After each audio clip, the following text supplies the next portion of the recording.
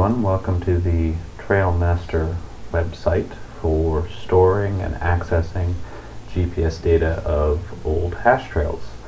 In this video I'm going to explain a little bit about how to use the site in order to access that data and view it and use it to design, plan, and go cut new trails.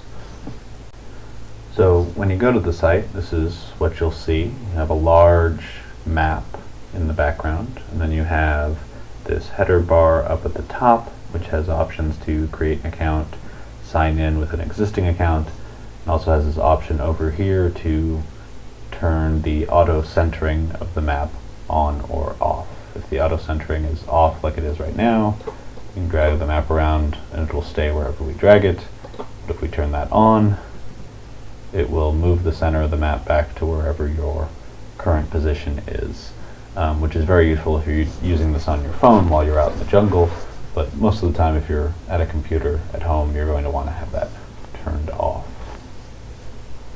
The other panel here is the main user interface panel, where you can see points of interest on the map, routes through the jungle, trails that you've created and saved, and then there's some tools here for importing existing data. And I'm going to go through the first three of these in this video, and I'll save that last one for a separate video. So the first one is points of interest. These are places that are interesting. They might be good on homes, good boxes, or they might be historical sites out in the jungle, like the B-29 bomber, or the Japanese field hospital, or geographic sites like the rabbit hole, places that are interesting to have as part of your hash trail. And so right now I only have 2 in here based on my old GPS data.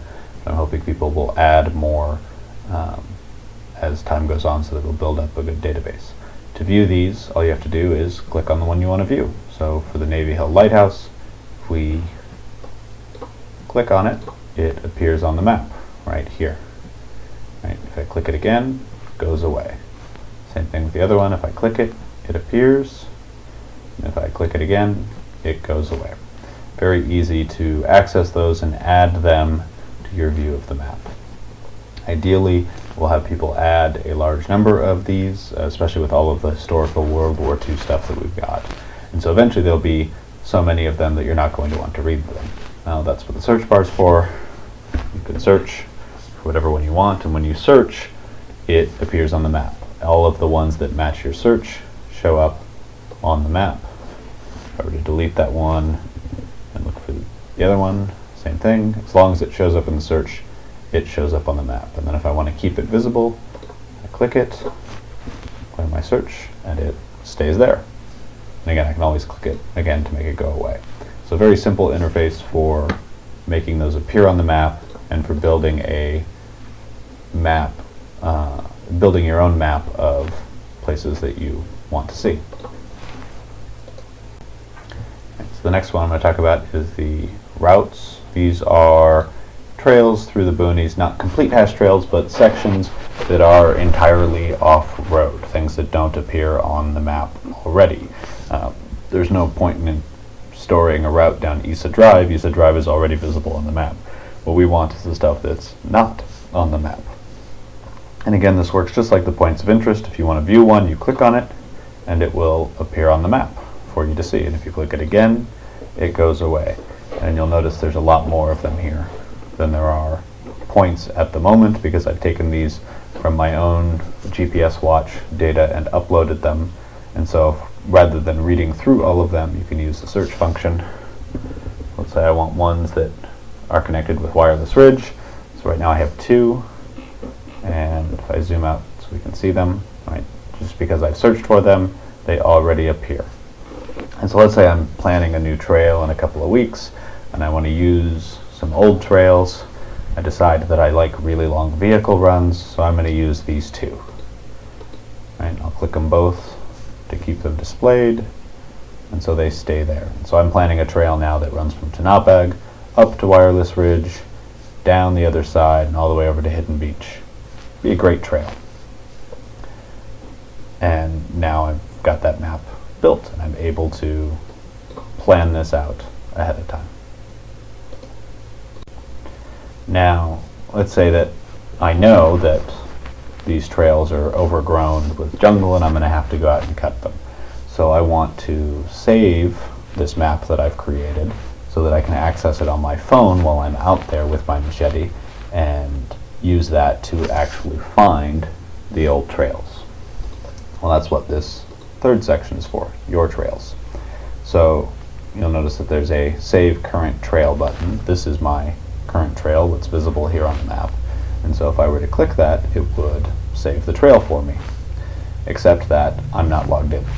So in order to use this part, you need to have an account. The reason for this is to make these private. If you're planning a trail in 3 weeks, you don't want people to see that you've made a trail in the database on whatever site it is you're planning on running. You don't want them to know that ahead of time.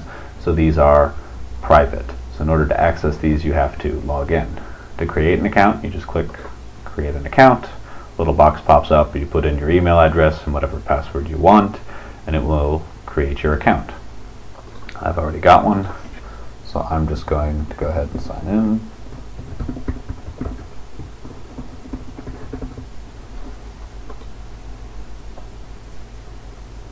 Right, so now I'm logged in. I can see my email address up here. I have an option to log out when I'm done. And now if I were to click this, it would save that trail in my own personal list. You notice I've got a couple here that I've already saved. And in fact, I've already saved this exact combination. It's right here. So if I were to clear what's currently on the map, I could click my saved trail and it would display them again. Right. This becomes really useful again when you take this on your phone and you go out into the jungle, because it will use your phone's GPS to show your current position, and you can use that to help you find the trail. It works very well already. I've tested it a bunch. You should have no problems using that. Alright, so the last thing I'm going to show you is what this looks like when you're actually using it on your phone, because it does change the interface a little bit. So on a phone, this is set up for the equivalent of an iPhone 6, but if I were to change that to a Samsung Galaxy S5, it's very similar. You've got the same header bar up at the top, but you'll notice that the login, logout options have disappeared. Well, they are hidden behind this little button here. If you just click on it, then you'll see the same options pop up. I'm still logged in, I can log out if I want, and I can turn on the auto centering, which if I do that, the map will move and go to focus on my current position. Now the thing you'll notice here is that this interface takes up a lot of space, which is not necessarily ideal when you're trying to see the map. And so we can go ahead and hide that by clicking on the arrow, and now we have much more space for viewing our map. Right, and so this is what it will look like if you're using it on your phone. You'll be able to see your position, you'll be able to see the trail, you can zoom in and out. It works just like a Google Maps app would, except that you still have access to this whole database. So you can go through and add points to your trail to make them visible again. So now the Navy Hill Lighthouse is visible, or I can hide the Navy Hill Lighthouse and it goes away. Right, it works same as if I was doing it on my computer. Turn